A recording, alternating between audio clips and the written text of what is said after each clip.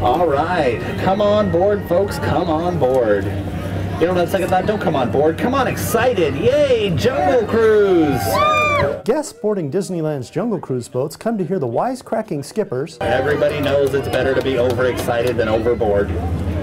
Well, my last crew didn't, but we're not going to talk about them today. And see the animals frolicking in what has become a real jungle. Up ahead of us there, that's Bertha. Bertha loves that shower. She's been in there for over 50 years.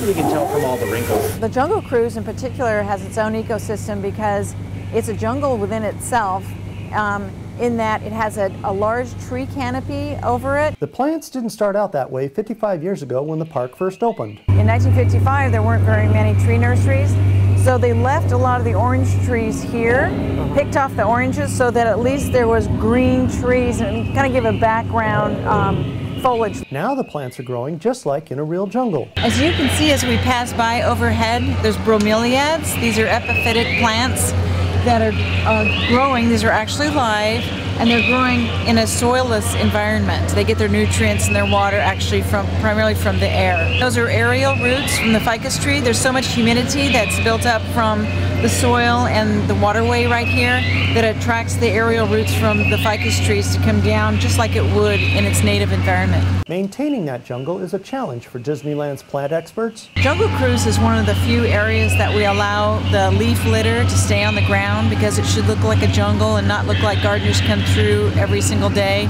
They do, but we don't want to make it look like it.